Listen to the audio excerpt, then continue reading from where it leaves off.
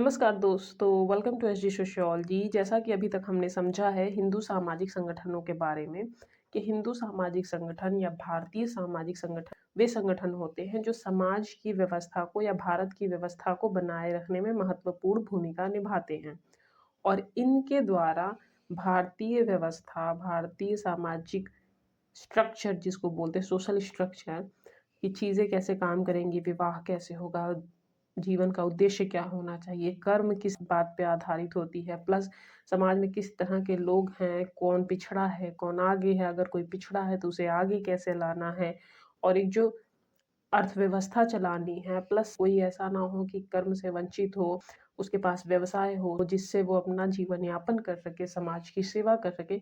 इन सारी चीज़ों के बारे में समझने तथा इन सब को मिला के एक व्यवस्था चलाने के बारे में बात करता है हिंदू सामाजिक संगठन और इसके बारे में हमने चर्चा की है पिछले कुछ वीडियोज़ में। तो हमने समझा था हिंदू सामाजिक संगठन किसे कहते हैं, हिंदू सामाजिक संगठन के अंतर्गत या भारतीय सामाजिक संगठन के अंतर्गत हमें किन-किन चीज़ों को पढ़ना है और इन सब पॉइंट्स पे अलग-अलग वीडियो में अच्छे से हमने बात करी हुई है। वर्ण आश्रम क्या होता है, इसका किस प्रकार महत्व रहा है समाज की व्यवस्था को बनाए रखने में या धर्म किस तरह काम करता था, पुरुषार्थ क्या होता है, संस्कार कितने प्रकार के बताए गए हैं, षोडश संस्कार के बारे में हमने बात करी थी और इम्पोर्टेंट जो संस्कार हैं उसको भी हमने समझा था कि कौन-कौन से संस्कार के नाम याद रखने और उनके क्या अर्थ होते हैं। प्लस कर्म के सिद्धांत से जुड़े कर्म कितने टाइप के होते हैं, हिंदू विवाह तो बहुत ही ज़्यादा इम्पोर्टेंट टॉपिक है। हिंदू विवाह के टाइप कौन-कौन से हैं और हिंदू विवाह की विशेषताएँ, इन सारी चीज़ों के बारे में हमने समझा था। तो ये सारे जैसे हिंदू विवाह हुए, मुसलमानों में कितने विवाह टाइप होते हैं या उनमें डाइवोर्स के कौन-कौन से टाइप हैं, जाति व्यवस्था मोस्ट इम्पोर्टेंट, जजमानी व्यवस्था, नातेदारी संगठन और प्लस फैक्ट बेस्ड अनुसूचित जाति, जनजाति, पिछड़े वर्ग से जुड़े हुए क्वेश्चन, इन सब के बारे में डिस्कस कर लिया है। और अब हमारा अगला टॉपिक है ग्रामीण परिवर्तन एवं विकास। तो इसके बारे में हम हल्का-सा देख लेते हैं, ग्रामीण परिवर्तन और विकास का अर्थ क्या होता है या इसको सोशियोलॉजी के क्षेत्र में या सोशियोलॉजी सब्जेक्ट में किस तरह समझना है हमें। नाम से ही पता चल रहा है ग्राम परिवर्तन और विकास अर्थात भारत के ग्रामीण इलाकों में होने वाले परिवर्तन प्लस वहाँ पे होने वाले विकास से संबंधित बातें। अब देखो, जहाँ पे भी परिवर्तन हो रहा है या विकास हो रहा है वो एक प्रक्रिया के ज़रिए होता है। एक दिन में या रातों-रात कोई भी चीज़ ना बदलती है, ना ही वहाँ पे विकास होता है। तो ग्राम परिवर्तन और विकास कैसी प्रक्रिया है? सतत प्रक्रिया है। और जो कैसे होती है, ऐसा नहीं किसी भी तरह से हो जाएगी, नहीं, उसके पीछे कुछ बेसिक्स होते हैं, कुछ बेसिक आधार होते हैं। कौन-कौन से? सामाजिक, आर्थिक, राजनैतिक और सांस्कृतिक यानी जिस भी क्षेत्र की हम बात कर रहे हैं, ग्रामीण इलाके की अगर हम बात कर रहे हैं, तो वहाँ की सामाजिक स्थिति कैसी है, आर्थिक स्थिति कैसी है, राजनीतिक स्थिति कैसी है, ये सारी चीज़ें प्रभावित करती हैं वहाँ के विकास को। अगर वहाँ की अर्थव्यवस्था अच्छी है, वहाँ पे पैसे, पूँजी, उत्पादन क्षमता, कारीगर हर एक चीज़ अच्छे हैं, तो आर्थिक कारक उसके मजबूत होंगे। राजनीति के जितने भी वहाँ पे पॉलिटिकल लीडर हैं या लोग अवेयर हैं किन्हें चूज़ करना है, किन्हें नहीं, कौन उनका प्रतिनिधित्व करेगा। अगर अवेयर हैं तो भी वहाँ की स्थिति को आप देख सकते हो अच्छी होंगी। प्लस सांस्कृतिक कारक, सांस्कृतिक रूप से वहाँ पे कौन-कौन सी चीज़ ज़्यादा महत्वपूर्ण है जो लोगों को अट्रैक्ट कर सकती है। अगर वहाँ की संस्कृति बहुत मजबूत है तो भी उसका एक बेनिफिट मिलेगा उस क्षेत्र को। तो एक बार हम देख लेते हैं ग्राम परिवर्तन यानी रूरल ट्रांसफॉर्मेशन का तात्पर्य क्या होता है। देखो, परिवर्तन प्रकृति का नियम है, इससे सब अवगत हैं और परिवर्तन को सिंपल शब्दों में हम क्या बोलते हैं? बदलाव। तो ग्रामीण परिवर्तन का तात्पर्य उन बदलावों से है जो कि कहाँ पे? गाँव में होते हैं। और इन परिवर्तन से या इन बदलाव से किस पे प्रभाव पड़ता है? गाँव की पारंपरिक संरचना और जीवन शैली में। गाँव की पारंपरिक संरचना या जीवन शैली कैसी होती है? सादा सरल सा जीवन होता है, वहाँ का मुख्य व्यवसाय कृषि होता है, वहाँ पे जाति प्रथा देखने को मिलती है। प्लस अगर आप पारंपरिक संरचना की बात कर रहे हो गाँव की, तो वहाँ पे साधन के लिए घोड़ा गाड़ी, बैलगाड़ी इन तरह की चीज़ों का प्रयोग किया जाता था जब तक औद्योगिकरण या नगरीकरण का प्रभाव गाँव पर नहीं पड़ा था। तो सिंपल शब्दों में अगर हम बोले तो ग्राम परिवर्तन या रूरल ट्रांसफॉर्मेशन का अर्थ ये होता है कि गाँव में होने वाले बदलाव, और ये जो परिवर्तन होते हैं कई रूपों में हो सकते हैं। आर्थिक परिवर्तन हो सकता है, सामाजिक परिवर्तन हो सकता है, राजनीतिक, तकनीकी परिवर्तन। सबसे पहले हम बात करते हैं आर्थिक परिवर्तन की। इनके बारे में थोड़ा-थोड़ा समझेंगे तो अच्छे से समझ में आ जाएगा कि ग्रामीण परिवर्तन का तात्पर्य होता क्या है। देखो, जब हम बात करते हैं आर्थिक परिवर्तन की, तो गाँव का जो सिस्टम है या अर्थव्यवस्था है वो किस पर आधारित होती है? वो आधारित होती है कृषि पर। और कृषि के लिए पारंपरिक जो व्यवस्था थी वो कैसी थी? कृषि के लिए मज़दूर हुआ करते थे, किसान हुआ करते थे और बैल हुआ करते थे। सिंचाई वगैरह के लिए भी नलों का, तालाबों का पानी यूज़ होता था। बट जब परिवर्तन होने शुरू हुए, गाँव में चेंज आना शुरू हुआ, तो कृषि तकनीकों में भी सुधार हुए। जैसे कि आप देखते होंगे, सिंचाई के लिए जनरेटर का यूज़ होने लगा, या जो हल का यूज़ होता था उसके जगह पे ट्रैक्टर यूज़ होने लगे। बीजों में भी अब नए किस्म के बीज यूज़ होने लगे। तो ये जो पारंपरिक तरीका था कृषि करने का, उसमें चेंज आया है।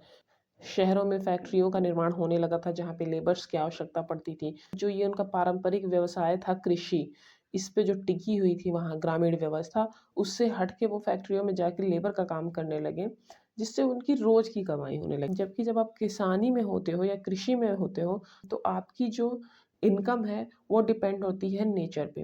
जैसा मौसम होगा, बारिश हुई या धूप हुई, इस पे डिपेंड करती है आपकी फसल। अगर अच्छी फसल हुई तो आपका मुनाफा ज़्यादा होगा।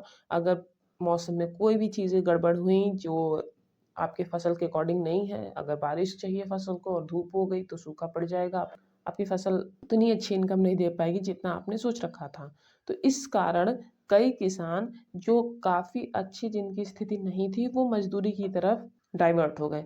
अब बात कर लेते हैं सामाजिक परिवर्तन की। तो सामाजिक परिवर्तन में मुख्यतः 3 बातों को आप ध्यान दो। पहली बात है कि ग्रामीण वर्ग और जाति व्यवस्था में परिवर्तन देखने को मिले हैं, प्लस शिक्षा और जागरूकता में भी वृद्धि हुई है। हर किसी को शिक्षित होने का अधिकार है, हर किसी को अपने कर्तव्यों, अपने अधिकारों के प्रति जागरूक होना है, इसमें वृद्धि हुई है।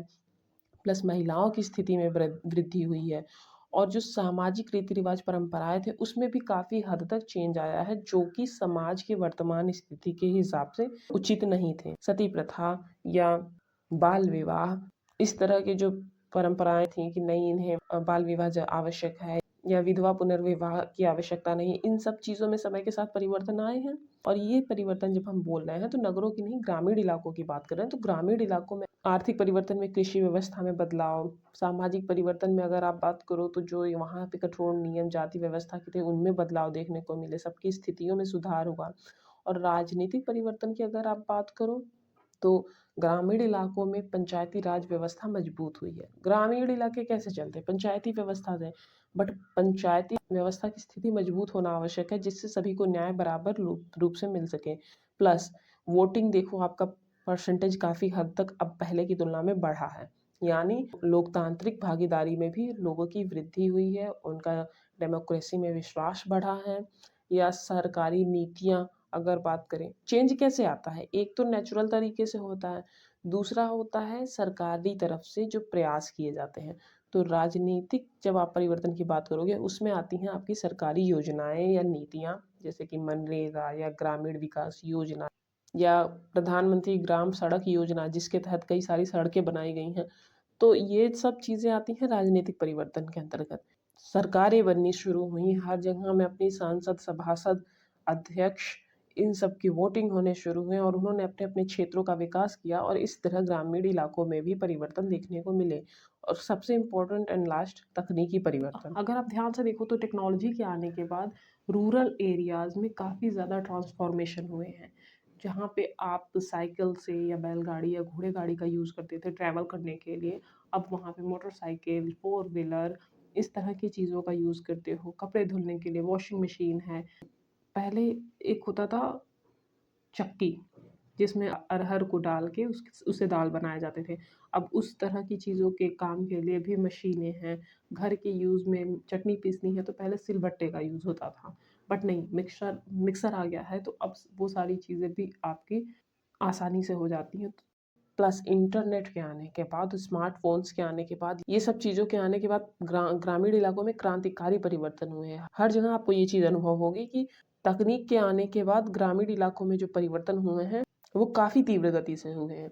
एक औद्योगिकरण आया जिसके कारण काफ़ी ज़्यादा चेंज आया। एक है तकनीक, यानी एआई का कमाल तो आप देख ही रहे हो। अब तो ऐसी-ऐसी चीज़ें आने लगी हैं जिसके बारे में हम कल्पना भी नहीं कर सकते। तो ग्रामीण परिवर्तन के बारे में हमने समझ लिया है। अब हम बात कर लेते हैं रूरल डेवलपमेंट के बारे में, यानी ग्रामीण विकास के बारे में। ग्राम विकास क्या होती है? एक संगठित प्रक्रिया होती है जिसका उद्देश्य गांव के सामाजिक और आर्थिक जीवन स्तर को ऊंचा उठाना है। यह सरकार, गैर सरकारी संगठनों और स्थानीय समुदायों के सामूहिक प्रयास से होता है। जब आप बात करते हो विकास की, तो वो पूरी तरह से योजनाबद्ध होता है कि परिवर्तन जो होता है वो अपने आप भी हो सकता है और बाहरी कारण भी हो सकते हैं, प्राकृतिक या सामाजिक या भौगोलिक, राजनीतिक, कोई भी कारण हो सकते हैं। बट जब भी आप बात करोगे विकास की, यानी ग्रामीण विकास जो होता है वो योजनाबद्ध तरीके से किसके द्वारा? सरकार या गैर सरकारी संगठन जिसमें एनजीओज वगैरह आते हैं, और जो लोकल लोग हैं जो जो अपने एरिया को, अपने क्षेत्र विकसित करना चाहते हैं, आगे बढ़ते हुए देखना चाहते हैं, उसमें मदद करना चाहते हैं, तो सरकार, एनजीओज और लोकल लोगों के द्वारा किया जाता है मिलके क्या? अपने क्षेत्र का विकास। तो जब हम बात करते हैं ग्रामीण विकास के बारे में, तो सर्वप्रथम क्या बात होगी? बुनियादी चीज़ों के बारे में। तो बुनियादी जो ढांचे हैं किसी भी ग्रामीण क्षेत्र के, उनका विकास अति आवश्यक है। तो पहला पॉइंट देख लेते हैं।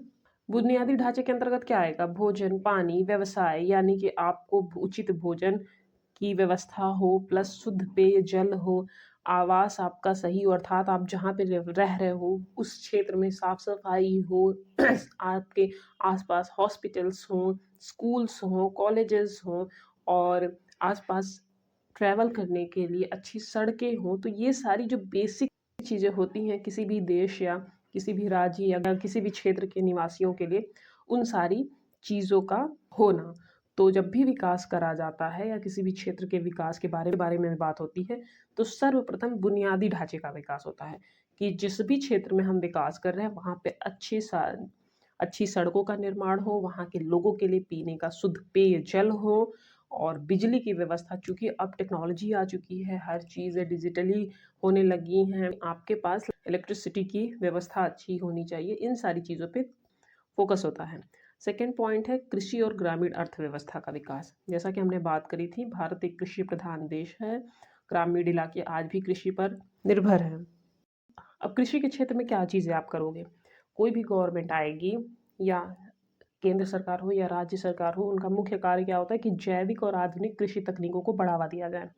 पहले लोग हलों से खेतों को जोता करते थे, सिंचाई के लिए कुएं, तालाब के पानियों का प्रयोग किया करते थे। बट अब खेतों की जुताई के लिए ट्रैक्टर यूज़ हो रहे हैं, सिंचाई के लिए जनरेटर का यूज़ किया जा रहा है, या बोरवेल, समर पंप, जो भी चीज़ें यूज़ कर सकते हैं। तो इसके ज़रिए क्या होता है? उत्पादन में बढ़ोतरी होती है, साथ ही किसानों का श्रम और समय दोनों की बचत होती है। फलस्वरूप किसानों की स्थिति में भी सुधार होता है। सेकेंड चीज़ है किसानों को आवश्यकता अनुसार ऋण और सब्सिडी प्रदान करना, जिससे कि उन्हें अनावश्यक बोझ का अनुभव ना हो और जो आत्महत्याओं की दर है वो कम हो। तो सेंट्रल गवर्नमेंट हो या स्टेट गवर्नमेंट हो, ये दोनों ही मिलके किसानों को ऋण और सब्सिडी प्रदान करती हैं जिससे उनको मदद मिले। प्लस सहकारी समिति और स्वयं सहायता समूहों के बारे में भी आपने सुना होगा, इनका गठन करके कृषि और ग्रामीण अर्थव्यवस्था को सहायता प्रदान करी जाती है। थर्ड पॉइंट है रोजगार और स्वरोजगार के अवसर। यदि हमें किसी ग्रामीण इलाके का विकास करना है तो वहाँ पे सबसे इम्पोर्टेंट चीज़ होती है कि प्रत्येक व्यक्ति के पास रोजगार हो। और वो कैसे हो सकता है? ग्रामीण उद्यमिता को बढ़ावा देकर, स्वरोजगार योजनाएं जैसे कि स्टार्टअप या ग्रामीण उद्योग को बढ़ावा देकर, प्लस पर्यटन और पारंपरिक कला को बढ़ावा देकर। हर क्षेत्र की अपनी एक पारंपरिक कला होती है, वहाँ पे कुछ ना कुछ पर्यटन क्षेत्र होते हैं, उन सब का विकास करके ग्रामीण क्षेत्रों में रोजगार को बढ़ावा दिया जा सकता है। फॉर एग्जाम्पल मान लो बिहार की मधुबनी पेंटिंग है, वहाँ पे नेचुरल कलर्स का यूज़ करके पेंटिंग बनाई जाती है या पेंट करा जाता है। ये उस क्षेत्र की विशेषता है, वहाँ के लोगों की कला है। अगर इस कला को और बढ़ावा दे के और कहीं ज़्यादा इसको प्रचार प्रसार किया जाए कि एक तो ये इको फ्रेंडली है, प्लस ये स्पेशल जो आर्ट है उस चीज़ को शो करती है, तो उसको प्रमोट करा जाए, तो एक तो उनकी बिक्री अधिक होगी, इस कला का भी प्रचार प्रसार होगा, प्लस वहाँ के लोगों को, ग्रामीण इलाकों के लोगों को भी रोजगार मिलेगा। तो वो अपनी पारंपरिक कला से भी जुड़े हुए हैं, प्लस उन्हें एक जॉब भी मिल रही है जो उन्हें फाइनेंशियली सपोर्ट भी कर रही है। और जब वहाँ के लोगों के पास रोजगार होगा, वो फाइनेंशियली इंडिपेंडेंट होंगे, तो उस क्षेत्र का भी विकास होगा। और लास्ट है पर्यावरण और सतत विकास। देखो, किसी भी क्षेत्र के विकास के लिए आवश्यक है वहाँ के एनवायरनमेंट का पता होना। प्रत्येक व्यक्ति अपने क्षेत्र के एनवायरनमेंट से अवेयर रहे, प्लस वहाँ पे जो भी चीज़ों की दिक्कतें हैं उनके प्रति सरकारी प्रयासों द्वारा काम किया जाए। जहाँ पे पानी अधिक है वहाँ पे डैम बनाया जाए और उससे इलेक्ट्रिसिटी बनाई जा सकती है, ऊर्जा निर्माण हो सकता है। और वृक्षारोपण, हरित क्रांति, इन सब के थ्रू भी आप अपने एनवायरनमेंट को सेफ भी रख सकते हो, अपने क्षेत्र को विकसित कर सकते हो।